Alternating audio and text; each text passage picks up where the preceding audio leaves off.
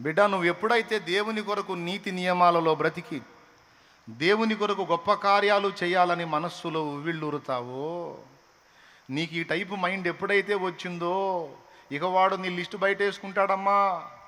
వాళ్ళ లెక్కలో నువ్వు తెగుళ్ళు సోకిన వ్యక్తివి, వాళ్ళ లెక్కలో నువ్వు డేంజర్ వ్యక్తివి. అయ్యా, నువ్వు ఎప్పుడైతే ఆత్మల్ని రక్షించాలి, దేవుని పని చేయాలి, ప్రార్థనలో ఎదగాలి, వాక్య ధ్యానంలో ఎదగాలి, దైవ సేవ చేయాలి, అనేక ప్రాంతాలకు వెళ్ళి ప్రకటించాలి, నేను దేవుని నామాన్ని మయంపరచాలి, దేవుని నామాన్ని ఊరేగించాలి అంటే ముందు చెప్పిన రెండిట్లోంచి వస్తాడు. ఈ రెండిట్లో నువ్వు తప్పించుకుంటే మూడవది వాడు వదిలే తంత్రము లేదా అస్త్రము అపరాధ భావం. ఇక నీ లిస్టు ముందేసుకుంటాడని చెప్పాగా, నీ వీక్ పాయింట్ల లిస్టు. ఇక ఎక్కడో చోట ఏదో సన్నివేశంలో నువ్వు ఎక్కడో చోట జారి పడేటట్టు నిన్ను శోధిస్తాడు వాడు. వాడి పేరే శోధకుడు. వేట కుక్కలాగా పొంచి ఉండి ఎక్కడో చోట నిన్ను చిక్కించుకుంటాడు. నోరు జారేటట్టో, కాలు జారేటట్టో, చెయ్యి జారేటట్టో, కన్ను జారేటట్టో. కొంతమందికి ఏ పాపం ఉండదు, మితిమీరిన కోపం ఉంటుంది. ఆ కోపం ఎంత తీవ్రం అంటే వచ్చిందంటే బాధకుండా వదిలిపెట్టరు మనుషుల్ని. అది రేగిందంటే, బీపీ వచ్చిందంటే ఖచ్చితంగా పెట్ట బాధకుండా వదిలిపెట్టరు. వాళ్ళు మళ్ళీ వ్యభిచారం చేయరు, ఇంకొకటి చేయరు, దొంగతనం చేయరు, నరహత్య చేయరు, ఇంకేం చేయరు. కోపం వచ్చిందంటే కోటింగ్ పడాల్సిందే.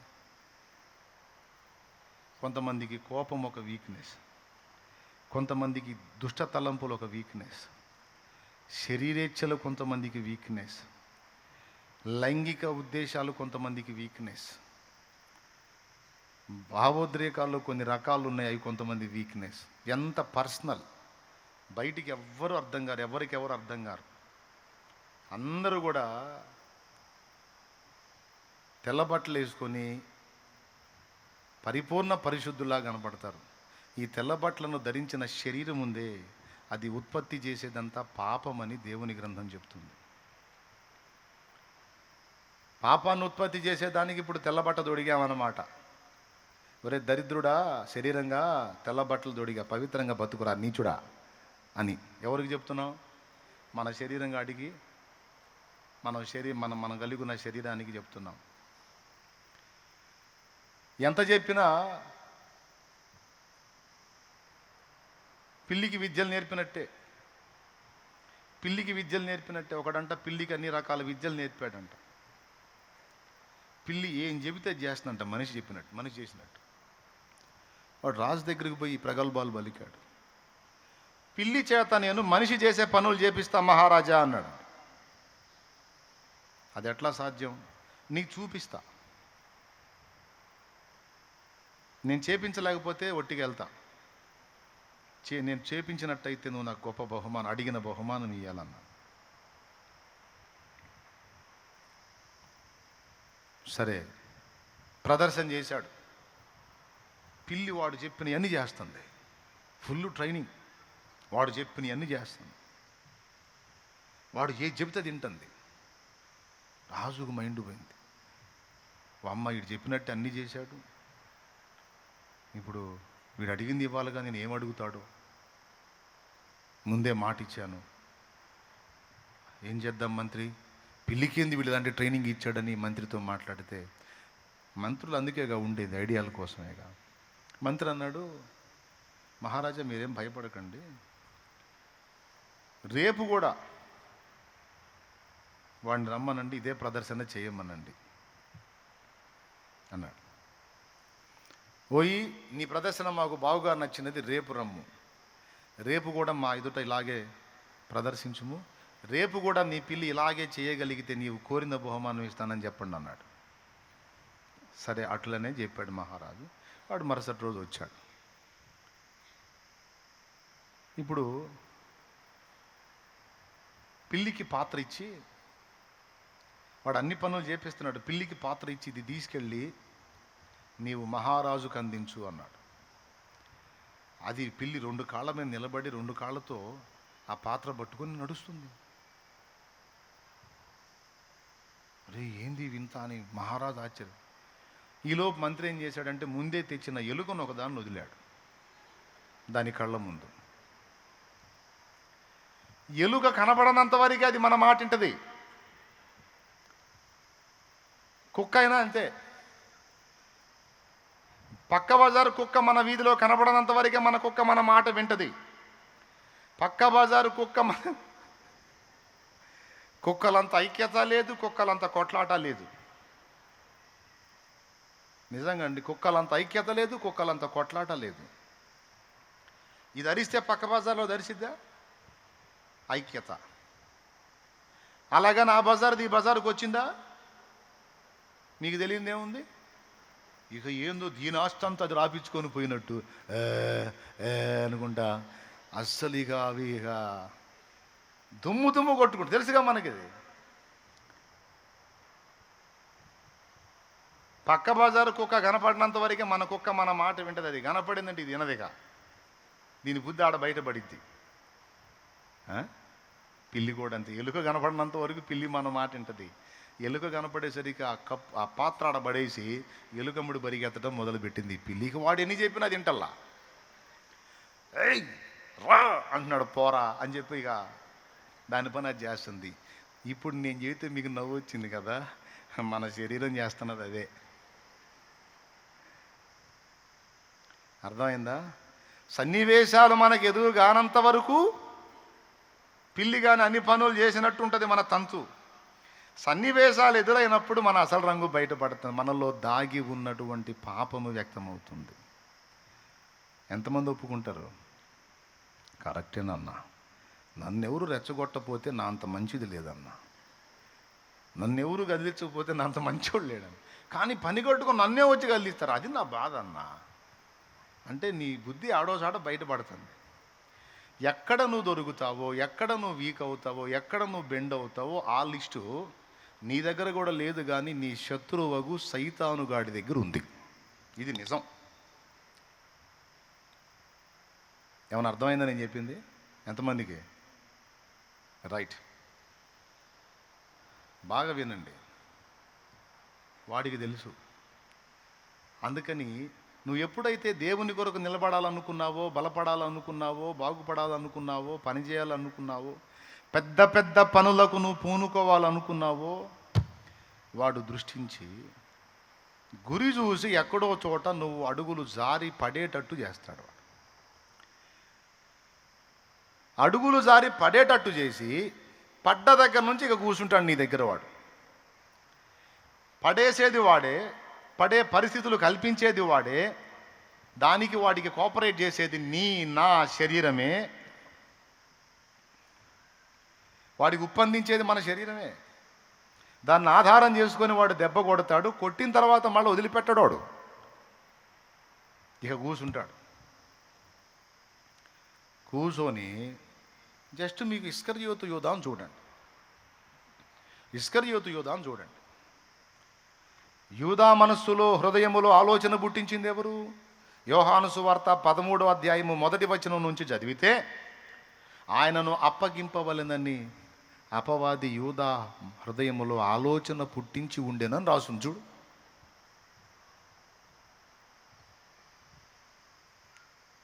అంటే మనం పడిపోయేటట్టు మనల్ని ఆలోచన పుట్టించి శోధించేది వాడే. మనం పడ్డ తర్వాత అపరాధ భావంతో మనం ఉన్నప్పుడు దాన్ని ఎక్కువ చేసేది వాడే. అపరాధ భావం ఉంటే మంచిదే, కానీ అపరాధ భావం మనల్ని దేవుని పాదాల దగ్గరికి నడిపించాలి, కానీ ఉరికి నడిపించకూడదు, ఆత్మహత్యకు నడిపించకూడదు, బలహీనతకు నడిపించకూడదు. మళ్ళీ చెప్తున్నా, అపరాధ భావం అసలు లేకపోయినా ప్రమాదమే. ఎన్ని పాపాలు చేసి కూడా ఏ ఫీలింగ్ ఉండదు. అలాగని అపరాధ భావం అతి అయినా ప్రమాదమే. ఆ అతి నిన్ను ఉరికొయ్యకు తీసుకెళ్ళిద్ది. నేను ఇంత పని చేశాను, నేను ఇంత అసహ్యమైన క్రియ చేశాను, ఇంత చండాలంగా ఆలోచించాను, నా బుద్ధి ఇంత పాడు బుద్ధి, నేను ఇంత దరిద్రం అనుకోలేదు, నా దగ్గర ఇంత నీచం ఉంది అనుకోలేదు, నేను ఇంత అసహ్యంగా ఉన్నాను అనుకోలేదు, నేను ఇంత చండాలంగా ఆలోచిస్తాను అనుకోలేదు, నేను ఇంత తప్పుడు పని చేస్తాను అనుకోలేదు. ఇంత చేసిన తర్వాత ఇంకా నేను ఎందుకు బతకాలి, నేను పనికిరాను, దేవునికి పనికిరాను, ఇంత పని చేసిన నేను ఇతరులకు సువార్త ఏం చెప్పేది, ఇతరులకు మంచి నేనేం నేర్పేది, నా దగ్గరే ఇంత వీక్నెస్ ఉంది, ఇంత అసహ్యత ఉంది, ఇంత తప్పు ఉంది, ఇంత చండాలపు మనస్తత్వం నాది, నేను ఎట్లా పనికి వస్తాను దేవుని పనికి, అసలు నాలాంటోడు, నాలాంటిది ప్రాణాలతోనే ఉండకూడదు. అన్న కాడికి తీసుకెళ్తాడు వాడు. అందుకే చాలా సీరియస్ బిడ్డ ఇది. అపరాధ భావం నిన్ను ఎక్కడికి తీసుకెళ్ళాలి? దేవుని పాదాల దగ్గర తీసుకెళ్ళాలి. దేవా, నేను పొరపాటు పడ్డానయ్యా, నీ రక్తముతో నన్ను గడుగు, పరిశుద్ధపరచయ్యా, అయ్యా నన్ను కనికరించయ్యా. శత్రువునై నేనుండిన నాడే నన్ను గావగబలి అయిన దయాళు. శత్రువునై నేనుండిన నాడే నన్ను గావగబలి అయిన దయాళు. దాసుని దోషము లెంచకుమయ్యా, దాసుని దోషము లెంచకుమయ్యా, నీవుగాక నన్నెవరు క్షమింతురు, నీవుగాక నన్నెవరు క్షమింతురు, నీవుగాక నన్నెవరు దాతురు, నీవుగాక నన్నెవరు దాతురు. మరి ఒక తరి నేను గాయపరచితిని, ఘోరదురితుడనయ్యా,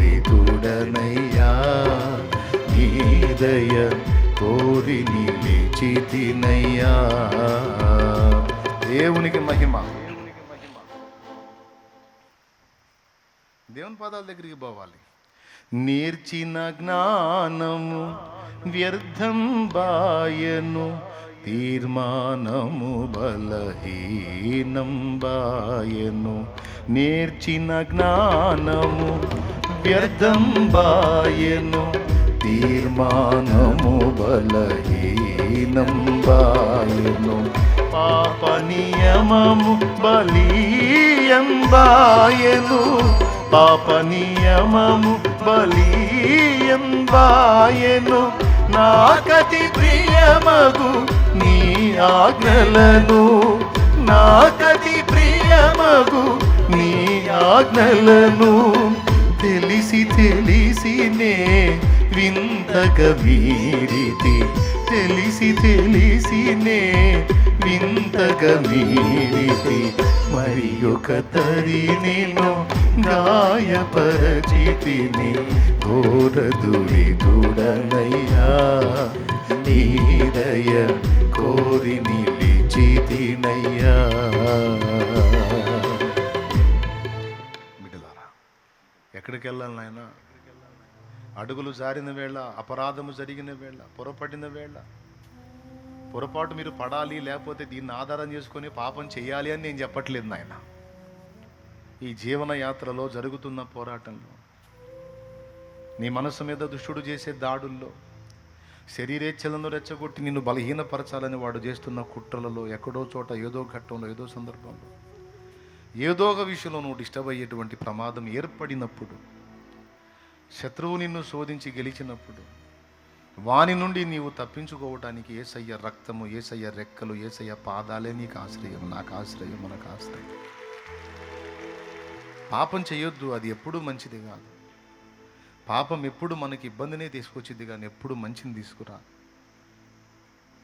కానీ కొన్నిసార్లు మనం టెంప్టేషన్కి గురవుతాం, బలహీనపడతాం, శోధించబడతాం, డిస్టర్బ్ అవుతాం. చేయొద్దు అని జాగ్రత్తగానే మనల్ని మనం భద్రం చేసుకుంటాం. కానీ కొన్ని సన్నివేశాలు వాడు మన ముందుకు తీసుకొచ్చి మన అడుగులు జారున్నట్లు మనల్ని శోధిస్తాడు. అలాంటి తరుణములు ఎదురైనా కూడా బిడ్డ, నీవు నేను మనం గ్రహించాల్సిందంటే యేసయ్య రెక్కల కిందికి పరిగెత్తాలి.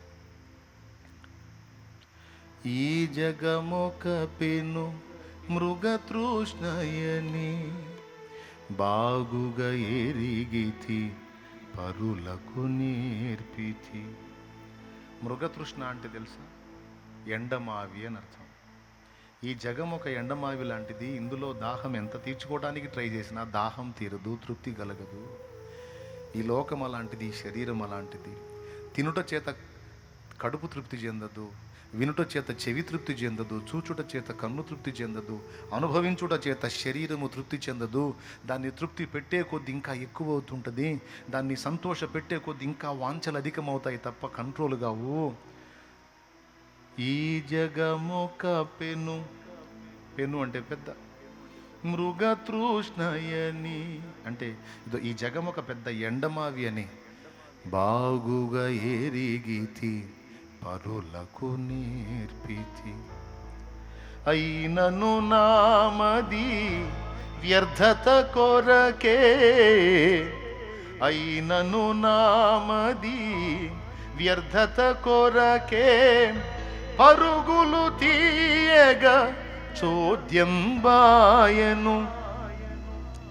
అది పనికిరాంది కదా, పనికి మాలింది కదా, హేయమైంది కదా అని తెలుసు. నేను ఎరుగున్నాను, ఇతరులకు కూడా నేర్పాను, పెద్ద పెద్ద వాక్యాలు చెప్పాను, పెద్ద పెద్ద మాటలు చెప్పాను. అన్నీ చెప్పి నేను మళ్ళీ వ్యర్థమైన దానికోసం ఆరాటపడుతున్నా. నాకు అది దక్కలేదు, ఇది దక్కలేదని పొందుకోవటానికి ఆలోచన వస్తుంది నాకు. దేవా, ఏమైంది నాకు? ఎందుకు ఇది వ్యర్థమైందని తెలిసి కూడా దాని వైపుకే నా మనసు లాగుతుంది. నాకు ఆశ్చర్యం నాయన. ఈ జగమొక పెను మృగతృష్ణయని బాగుగా ఎరిగితి పరులకు నేర్పితి. ఈ జగమొక పెను మృగతృష్ణయని బాగుగా ఎరిగితి పరులకు నేర్పితి. అయినను నామది వ్యర్థత కొరకే, అయినను నామది వ్యర్థత కొరకే పరుగులు తీయగా చోద్యం బాయను, పరుగులు తీయగా చోద్యం బాయను. అదిగని నా హృది వ్యధతో రగిలెను, అదిగని నా హృది వ్యధతో రగిలెను. మరి ఒక తరి నిన్ను గాయపరచితిని ఘోర దురితుడనయ్యా, నీదయ కోరి నిలిచితినయ్యా. ఈ జీవన పోరాటములో జరుగుతున్న మానసిక భౌతిక యుద్ధములో అన్ని సమయాలు నీకు అనుకూలంగా ఉండకపోవచ్చు బిడ్డ. అన్ని సమయాలలో ఆత్మ నియమము గెలవలేకపోవచ్చు. నువ్వు ఎక్కడో చోట కొన్నిసార్లు ప్రార్థనకు దూరమై, వాక్యానికి దూరమై, శరీర క్రియలకు దగ్గరై నీలో పాప నియమము గెలుస్తుండొచ్చు కొన్నిసార్లు. అప్పుడు నీ గుండె గాయమైపోయింది. నేనేనా ఇలా అయిపోయింది, నేనేనా ఇంత దిగజారింది, నేనేనా ఇంత నీచమైన ఆలోచన చేసింది, నేనేనా ఇంత తొట్టుపడింది అని నిన్ను నువ్వు అసహించుకుని నువ్వు అనుకున్న ప్రణాళికలు చేయటం మానేస్తావు. నువ్వు అనుకున్న ఆలోచనలు చేయటం మానేస్తావు. నువ్వు సాధించాలనుకున్న కార్యాల విషయంలో నీరసపడిపోతావు, నిరుత్సాహపడిపోతావు. నాకు యోగ్యత లేదని చాలా నీరసించిపోతావు. కొంతమంది అయితే ప్రాణం తీసుకునే వాళ్ళు కూడా ఉన్నారు. ఈ పాయింట్లో కూడా చచ్చిపోయే వాళ్ళు ఉన్నారు. ఇంత హేయమైన ఆలోచన చేసిన నేను బతకకూడదు, దేవుని ఇంత దుఃఖపెట్టిన నేను, ప్రభువుని ఇంత గాయపరిచిన నేను, ప్రభువుకు నచ్చని పని చేసిన నేను, ప్రభువుకు నచ్చని విధంగా ప్రవర్తించిన నేను, ప్రభువుని దుఃఖపెట్టిన నేను పనికిరాను, లోకానికి పనికిరాను, యేసయ్యకు పనికిరాను, చచ్చిపోతాను అని చనిపోయిన వాళ్ళు ఉన్నారు. వారి అపరాధాలను బట్టి అందులో మొట్టమొదటిగా చెప్పుకోదగ్గవాడు యూదా ఇస్కరియోతు. సాతాను ఆలోచనకు చోటిచ్చాడు. చివరి వరకు దేవుడు హెచ్చరిస్తానే ఉన్నాడు. తప్పు ఆలోచనకు చోటిస్తున్నావు అని నా తండ్రి మాట్లాడుతూనే ఉన్నాడు. అయినా వినలేదు, బలహీనపడ్డాడు.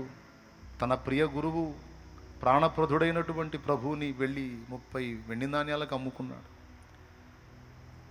అమ్ముకున్నాడు. వాళ్ళు తీసుకెళ్లారు, యేసయ్యని అరెస్ట్ చేశారు, ముద్దుతో అప్పగించాడు, యేసయ్యని అప్పగించాడు. వాళ్ళు సిలువకు తీసుకెళ్లారు. ఇక ఆయన కొడుతున్నారు వాని కళ్ళ ముందే. అప్పగించిందాక ఒక శోధన, అప్పగించినాక ఇంకొక శోధన. పాపం చేసిందాక ఒక శోధన, పాపం చేసినాక ఇంకొక శోధన. ప్రభువుని వాని కళ్ళ ముందే కొడుతుంటే, రక్తం గారేటట్టు కొడుతుంటే వాడిని హృదయంలో కదలికొచ్చింది. అరే, నేను తప్పు చేశాను, నేను పాపం చేశాను, పెద్ద మహాపాపం చేశాను. ఆయన చేత విరిచి ఇచ్చిన రొట్టెలు తిన్నాను, దుర్మార్గుణ్ణి. ఆయన ఉపదేశం విన్నాను, ఆయన ప్రక్కలో పండుకున్నాను. ఆఖరికి ఇందాక కూడా రొట్టె విరిచి నాకు ఇచ్చాడు నా ప్రభు.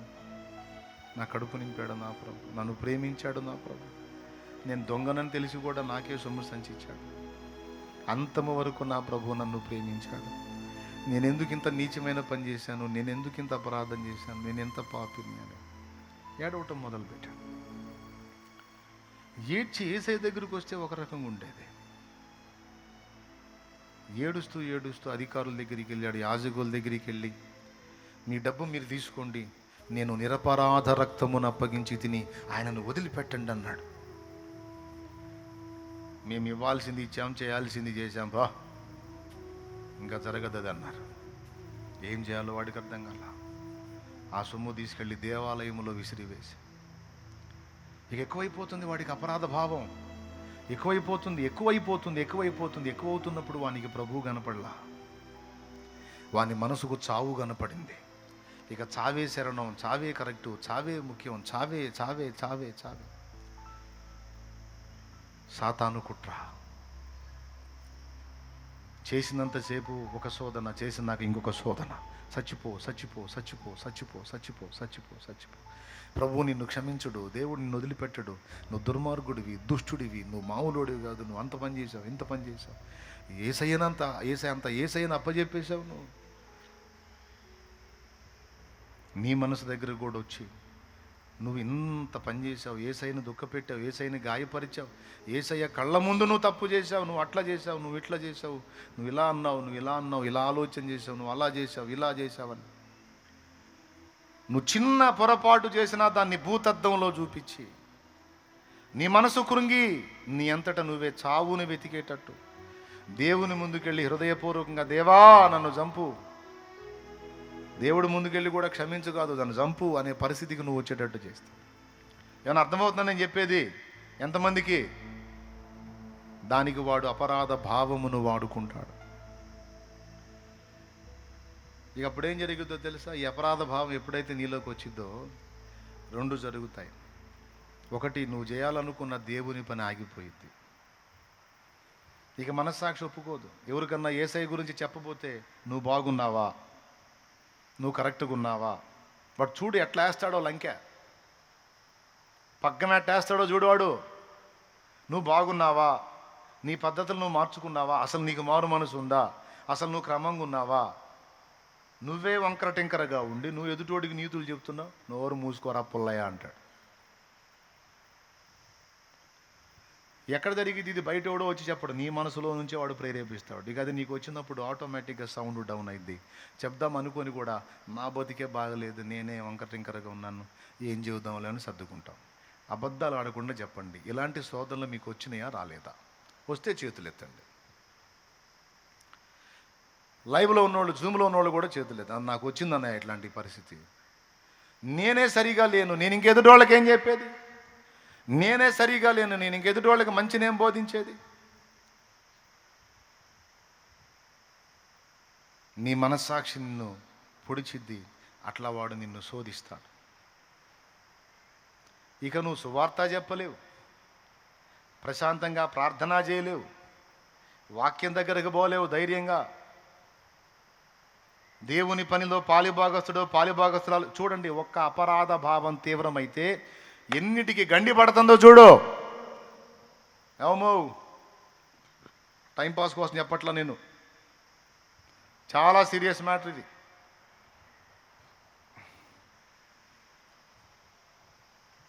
ప్రార్థన చేయబుద్ధి కాదు, ప్రభా అని మోకాళ్ళు ఏ బుద్ధి కాదు. ఎందుకంటే పెద్ద పరిశుద్ధరాలు వచ్చింది, ఇక మోకాళ్ళు వేస్తుంది.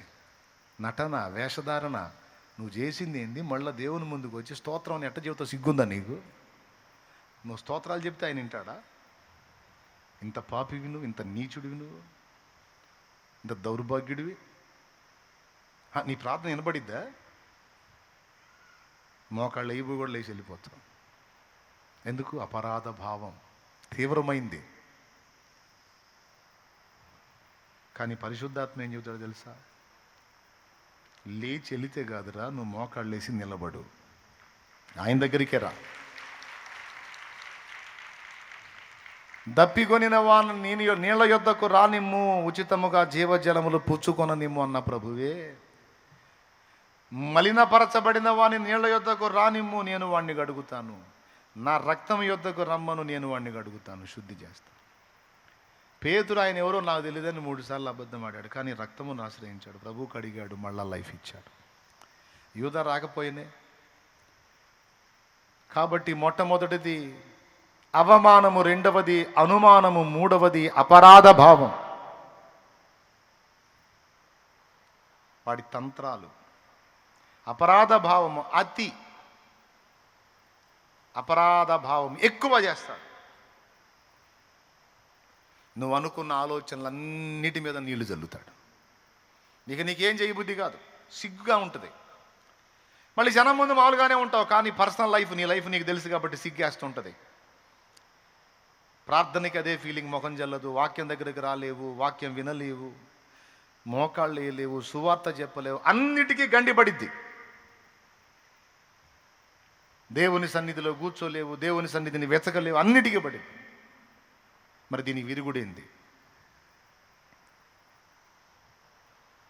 సావేనా? అలాంటి విషపూరిత ఆలోచనలు కూడా వస్తాయా రావా?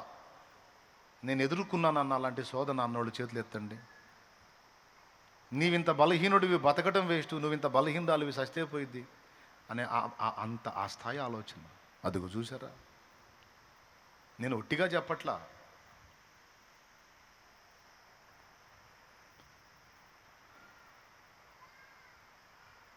పరిశుద్ధాత్ముడు మన హృదయములు ఎరిగిన వాడు ఆయన. అందుకు మాట్లాడుతున్నాడు దేవుడు, నువ్వు చేయవలసిన పని ఏమిటంటే చావు కోసమో లేకపోతే ప్రార్థనకు దూరంగా అయిపోవటమో దేవునికి దూరంగా అయిపోవటమో కాదు. అపరాధం చేశాడు, తేడా పడ్డాడు, బలహీనపడ్డాడు, పరిగెత్తుకుంటా ప్రభు కరుణాపీఠం దగ్గరికి వెళ్ళి సాష్టాంగపడ్డాడు, బోరున ఏడ్చాడు. ఎవరైనా అబ్బా, శాప భయమున నేర్చుచు దావీదు తన పాప రూపము చూచుచు, శాప భయమున నేర్చుచు దావీదు తన పాప రూపము చూచుచు, తాపముతో పశ్చాత్తాపముతో ప్రభుని, తాపముతో పశ్చాత్తాపముతో ప్రభుని ప్రాకుగోరగని క్షమాపణ నందిన. మనము మంటివారమని ఆయన జ్ఞాపకం చేసుకుంటాడు, మంటి పురుగులమని జ్ఞాపకం చేసుకుంటాడు, అల్పులమని జ్ఞాపకం చేసుకుంటాడు, బలహీనులమని జ్ఞాపకం చేసుకుంటాడు. అయ్యా అనుకుంటా పోయాడు. పాపములో పుట్టిన వాడినయ్యా, పాపములోనే అమ్మ నన్ను గర్భానం మోసింది, నాకు తెలియలేదయ్యా నాలో పాపం పనిచేస్తుంది.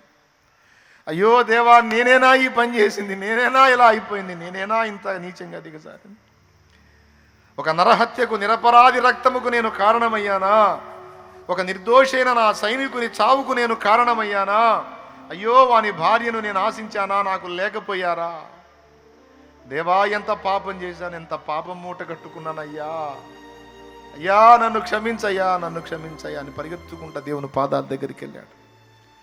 దావీదును గూర్చి దేవుడు అన్నాడు, నా చిత్తానుసారమైన మనస్సు గలవాడని. దేవుని చిత్తానుసారమైన మనస్సులో అతిక్రమము జరిగినప్పుడు దేవుని పాదముల యొద్దకు పరిగెత్తే అలవాటు ఉంటుంది. చావుకో, తాడుకో, చీరకో, చున్నీకో కాదు, ఉరికొయ్యకు కాదు, ఉరికి కాదు పోవాల్సింది. ఆయన పాదాల దగ్గరికి పోవాలి, ఆయన పాదాలు పట్టుకోవాలి, గట్టిగా ఏడవాలి. దేవా నేను కోరుకోలేదు, నేను అనుకోలేదు, నేను నీ బిడ్డగా నీతిగా పరిశుద్ధంగా పవిత్రంగా రోషంగా అగ్నిగా బతుకుతామను, కానీ దురదృష్టవశమున శోధన కాలమందు నేను బలహీనపడితే నీ ప్రభు నన్ను క్షమించు ప్రభు, నన్ను అసహించుకోవని నేను అనుకుంటున్నాను, నన్ను అర్థం చేసుకోయ్యా. దేవా నీ దగ్గర ఏ తప్పు లేదు, తీర్పు తీర్చున్నప్పుడు నువ్వు నిర్మలుడుగా కనపడతావు, నేనే ఉన్న దోషమంతా నాదే ప్రభు, నన్ను క్షమించు, నీవు త్రోసి వేస్తే నాకు దిక్కెవరు.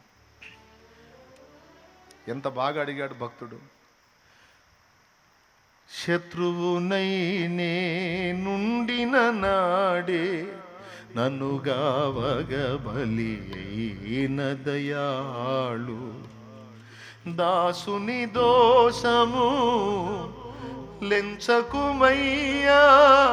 నీ దాసుని దోషాలు లెక్క కట్టకయ్యా, కొట్టివేయ్యా, తుడిచివేయ్యా, కడిగేయ్యా, పరిశుద్ధపరచయ్యా,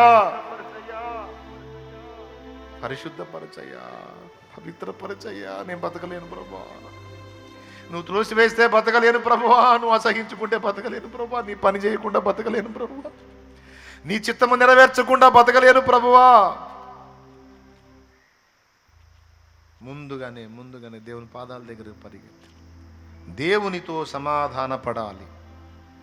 అసలు ఇవన్నీ జరగక మునిపే దేవునికి అప్పగించుకోవాలి. దేవా, దుష్టుని చేత నన్ను బడనీయొద్దు, పాపములో నన్ను బడనీయొద్దు, తెలివి తక్కువ వాడిని, జ్ఞానం లేని దాన్ని, జ్ఞానం లేని వాడిని, ఆకర్షణలకు నేను అలాగా మాయసంత ఆకర్షణలకు పసిపిల్లలు ఆకర్షించబడ్డట్టు ఆకర్షించబడతానయ్యా. నా తండ్రిగా, నా తల్లిగా నువ్వే నన్ను గాయి ప్రభువా, నన్ను గాయి ప్రభువా, నీ రెక్కల్లో నన్ను దాయి ప్రభువా, మాయసంత ఆకర్షణలకు నన్ను పోనీయకు ప్రభువా, నీ కాళ్ళు పట్టుకుంటానయ్యా అని ముందే మనం దేవుని పాదములను పట్టుకుని ఏడవాలి.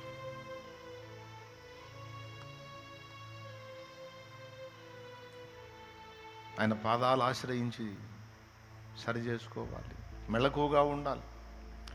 అయినా అడుగులు జారితే ఇది పద్ధతి. బిడ్డలారా, అందరూ వేలాది మంది వింటారు ఈ వేళ. అందుకే చెప్తున్నాను, నేను పరిశుద్ధాత్మ ప్రేరణతోనే మాట్లాడుతున్నాను. సంధివ్వకండి సైతానుకి. అపరాధ భావం మంచిదే, కానీ అది అతయిందంటే చావుకెళ్ళిద్ది. నీ మనసు చచ్చిపో ఉంటుంది. వాడు అదే నెగిటివిటీ నీ మీదకి పంపిస్తూ ఉంటాడు, వ్యతిరేకత నీకు వచ్చేటట్టు చేస్తాడు, నీ మనసు మీదకి యుద్ధం చేస్తాడు. నువ్వు చేయాల్సింది దేవుని పాదాలు పట్టుకోవాలి, దేవుని దగ్గర ఆయన రక్తమును ఆశ్రయించాలి, కడుక్కోవాలి, ప్రభువుతో సమాధాన పడాలి, మళ్ళా కార్యోన్ముఖుడవై మళ్ళా యుద్ధం మొదలు పెట్టాలి. కార్యోన్ముఖురాలివై మళ్ళా ఛాలెంజ్ తీసుకోవాలి, మళ్ళా రోషముగా దేవుని కోసం నిలబడాలి. అంతేగాని కృంగిపోకూడదు, బలహీనపడకూడదు, ధైర్యం విడవకూడదు. నీ మనసు అంటది తెలియక చేస్తే క్షమిస్తాడు. నువ్వు తెలిసే చేశావు కదా. తెలిసి చేసినా, తెలియక చేసినా, తెలివిలో చేసినా, తెలివి లేక చేసినా జరిగిపోయింది. ఇక దాని గురించి కూర్చుంటే కాదు, కృంగిపోయి నిరుగారిపోయి నిరుత్సాహపడిపోయి ఏడుస్తా కూర్చుంటే కాదు. వాట్ నెక్స్ట్ అంటే యేసయ్య రక్తము, యేసయ్య పాదాలే ఆశ్రయం.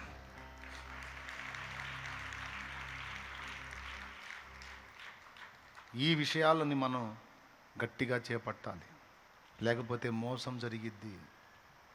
నీ వీక్ పాయింట్లను అడ్డం పెట్టుకొని వాడు తరచుగా వాటిలో నువ్వు బలహీనపడేటట్టు చేసి నీ ద్వారా దేవుడు తలపెట్టిన పెద్ద ప్రణాళికలు నెరవేరకుండా వాడు నిన్ను వ్యర్థురాలిగా కూర్చోబెడతాడు. అక్కడ సేవకులు అయిపోయారు, ఇందులో సేవకులు దెబ్బతిన్నారు,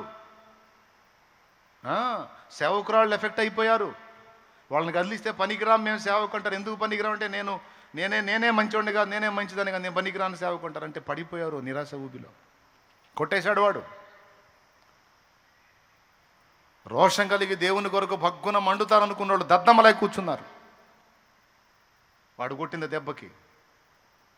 బిడ్డా, నువ్వు ఎప్పుడైతే దేవుని కోసం బతకాలనుకుంటావో, దేవుని కోసం ప్రణాళికలు రచించుకుంటావో, దేవుని కోసం గొప్ప గొప్ప ఉద్దేశాలు ప్లాన్ చేసుకుంటావో, వాడు వచ్చే రూట్లో వాడు వస్తాడు, వాడు గీసే స్కెచ్ వాడు గీస్తాడు, వాడు కొట్టే దెబ్బ వాడు కొట్టడానికి ట్రై చేస్తాడు. దాన్ని తిప్పుకొని తిరిగి కొట్టాల వాడిని, దాన్ని తట్టుకొని దాన్ని తిప్పుకొని తిరిగి వేయాల వాడిని. అంతేగాని ఇస్కరియోతు యోధలాగా కుప్పగూలిపోకూడదు. కృంగిపోయే మనసుకు ధైర్యం చెప్పుకోవాలా. మనసా, ఎందుకు కృంగుతున్నావు? ఆయన కృపగలవాడు. క్రీస్తు యేసునందున్న కృప చేత బలం తెచ్చుకో, ఆయన మహాశక్తిని బట్టి బలం తెచ్చుకో. కొడుకులపై తండ్రి జాలి పడు విధమున భక్తి పరుల, కొడుకులపై తండ్రి జాలి పడు విధమున భక్తి పరుల, ఎడల జాలి పడును దేవుండు తన భక్తి పరుల, ఎడల జాలి స్థిరపడును దేవుండు. ఆ కారణముచే దేవ సంస్కృతి చేయవే మనసా. శ్రీ ఏమా యుద్ధంలో ఉన్నప్పుడు ఒక దెబ్బ మనకు తగలదా? మన దెబ్బలు శత్రువుకు తగులుతాయి, వాడి దెబ్బలు మనకు కూడా తగులుతాయి. ఏమో ఒక దెబ్బ తగిలింది, పడ్డావు, పడి అక్కడే కూర్చుంటే ఇంకా లేవకుండా చంపుతాడు పిచ్చోడా. యుద్ధంలో మనకు ఉండాల్సిన వివేకం అది. ఫైట్ చేస్తున్నావు, స్కెచ్ గీశాడు, వ్యూహం వేశాడు, వర్కౌట్ అయింది, దెబ్బ తగిలింది, గాయమైంది, పడ్డావు. పడ్డప్పుడు చేయాల్సిందేంది? అక్కడే కూర్చున్నావు అనుకో, లేవకుండా కొడతాడు వాడు. ఆహా, యుద్ధరంగం జరుగుతున్న పోరాటంలో దెబ్బ తగిలింది, కూలబడ్డాను, తిప్పుకోవాలి, అర్జెంటుగా తిప్పుకోవాలి, తిప్పుకొని వాడికి దెబ్బగా దెబ్బేయాలి, అండుకొట్టాలి, నేను తిప్పుకోవాలి, నేను కూలబడకూడదు. ఈ మైండ్ రావాలి మనకి. చాలా చాలా చాలా కీలకం ఇది. తిప్పుకునే మనసు రావాలి. తిప్పుకోకపోయావంటే అవుట్.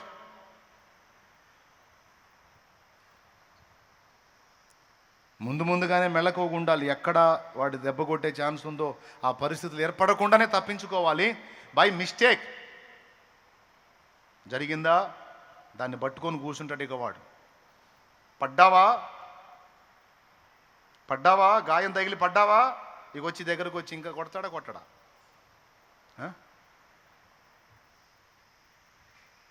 ఇక లేవకుండా కొడతాడు. ఫస్ట్ చిక్కకుండానే మెళకువగా ఉండాలి.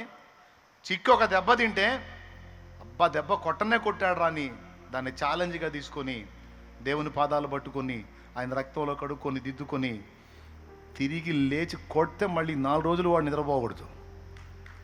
ఒక్క దెబ్బకి 4 రోజులు కలవరం పుట్టాల వాడికి. వాడు కొట్టిన దెబ్బ నిమిషాల్లో నువ్వు తేరుకున్నావు, నువ్వు కొడితే మళ్ళీ 4 రోజులు వాడు లేవకూడదు.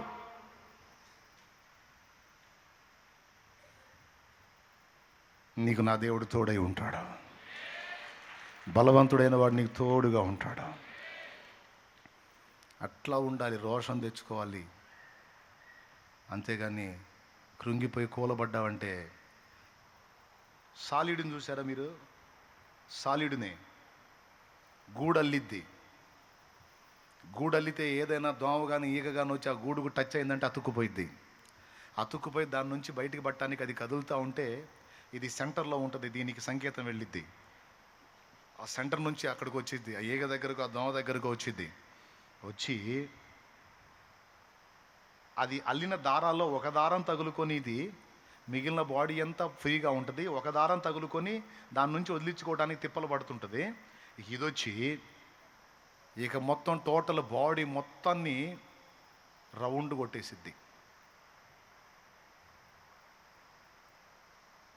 ఇంకా దారాన్ని దాని మీదకి ఉత్పత్తి చేసి దాన్ని మొత్తాన్ని అలా చుట్టేసి దాన్ని రెక్కలు ఆడకుండా టోటల్గా దాని బాడీ మొత్తం ఒక్క మెడ భాగాన్ని ఒక్కదాన్ని బయట ఉంచి మిగిలిన బాడీ మొత్తాన్ని, దానికి వెనక ఉండే కాళ్ళు ముందుండే కాళ్ళు అన్నిటిని చుట్టేసిద్ది, రెక్కలను చుట్టేసిద్ది, ఎగిరిపోకుండా కాళ్ళను చుట్టేసిద్ది. ఎంత స్పీడ్గా చేసిద్దంటే దన చుట్టేసి మెడ భాగంలో గ్యాప్ ఉంచిది. ఎందుకో తెలుసా? అక్కడి నుంచి బ్లడ్ తాగటానికి.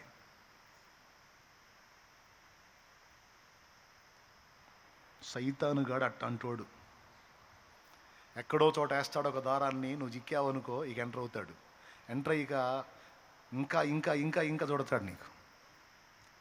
ఒక పొరపాటు, ఇప్పుడు జరిగిన పొరపాటుకి ఎప్పుడెప్పుడో జరిగిన మొత్తం తీసుకొచ్చి కొప్పేసి, అప్పుడు అలా చేసావు,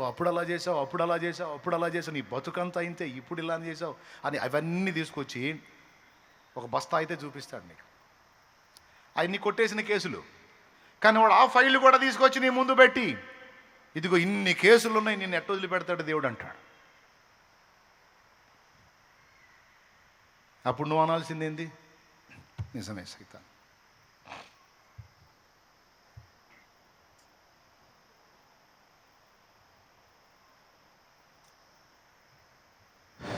నిజమే సైతాన్, కరెక్టే, పనికిరాను, ఇంకా వేస్ట్.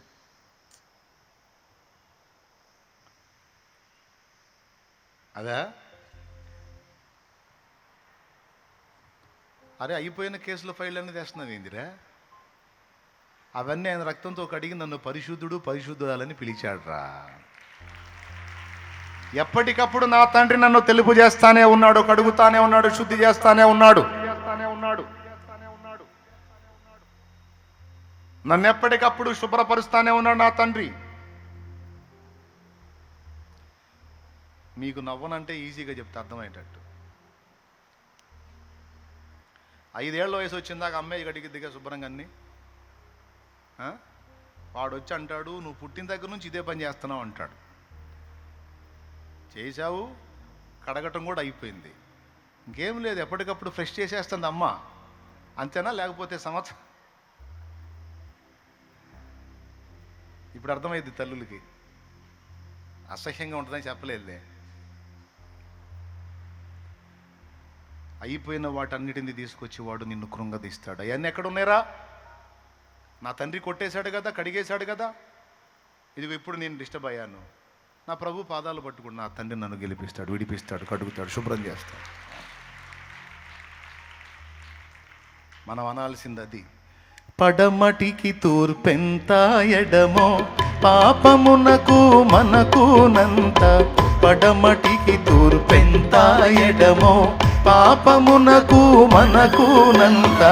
ఎడము కల్లుగా చేసియున్నాడు, మన పాపములను ఎడముగానే చేసియున్నాడు. ఆ కారణముచే దేవ సంస్తుతి చెయ్యవే మనసా. శ్రీమంతుడగు యెహోవా సంస్తుతి చెయ్యవే మనసా. పాటలో ఎందుకు రాశాడు అనుకున్నావు ఆయన పెద్ద ఆయన? ఈ మాటలో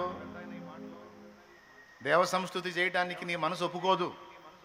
ఆ మనసులో కూడా అపరాధాలను తీసుకొచ్చేస్తాడు. అపరాధాలన్నీ కుప్పైతే పెట్టుకొని అక్కడ పాపం, ఇక్కడ పాపం, అలా పాపం, ఇలా పాపం, ఇన్ని పాపాలుండి నేను సంస్తుతి చేస్తే ఆయన ఎట్టింటాడు అని నువ్వు నీరు గారిపోయి అందరూ స్తోత్రాలు చెబుతుంటే నేను పాపిని, నేను పాపిని, నేను పాపిని అనుకుంటా కొడతావు. అందుకని ఆ దరిద్రపు ఆలోచన రావద్దు నాయనా. నువ్వు ఎప్పుడైతే ఆయన దగ్గరకు వచ్చి అడిగావో అప్పుడే గడిగాడు రా పిచ్చోడా, ఇంకా లేదురా, వదిలేసి మంచి మనసుతో, నిండు మనసుతో, పూర్ణ హృదయంతో సంస్తుతి చేయవే మనసా.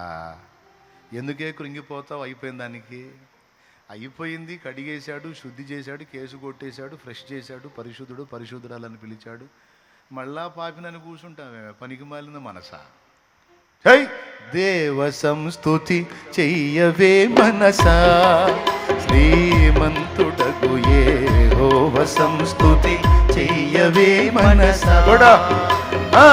దేవ సంస్తుతి చెయ్యవే మనసా. శ్రీమంతుడగు యెహోవా సంస్తుతి చెయ్యవే మనసా. దేవ సంస్తుతి చేయుమానా జీవమా యెహోవా దేవుని. దేవ సంస్తుతి చేయుమానా జీవమా యెహోవా దేవుని. పాపనా నామమును తింతుమా నాయంతరంగము లోవసించు నో సమస్తమా. దేవ సంస్తుతి చేయవే మనసా. శ్రీమంతుడగు యెహోవా సంస్తుతి చేయవే మనసా. దేవునికి మహిమ. నీ మనస్సు మీద జరుగుతున్న మానసిక యుద్ధాన్ని నువ్వు గెలవాలి బిడ్డ, గుర్తుపెట్టుకో. నీ మనసు మీదే జరిగిద్ది పెద్ద ఫైటింగ్. పెద్దాయనా, ఓ పెద్దాయనా, నీ మనసు మీదే జరిగిద్ది యుద్ధం. కృంగదీస్తాడు వాడు, భయపెడతాడు, నీ టైం అయిపోయిందంటాడు, నీకు సావు మూడిందంటాడు.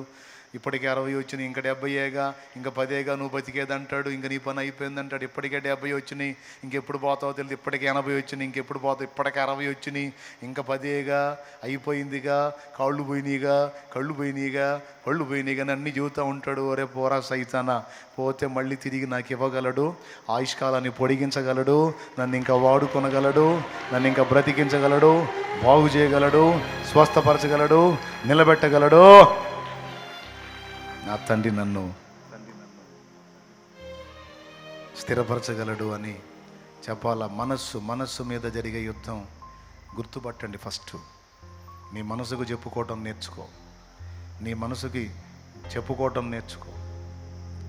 సైతానుగాడు పంపిణీ చేసే కాదు, దేవుడు చెప్తున్నవి ఆ మనసులో స్థిరపరచుకో.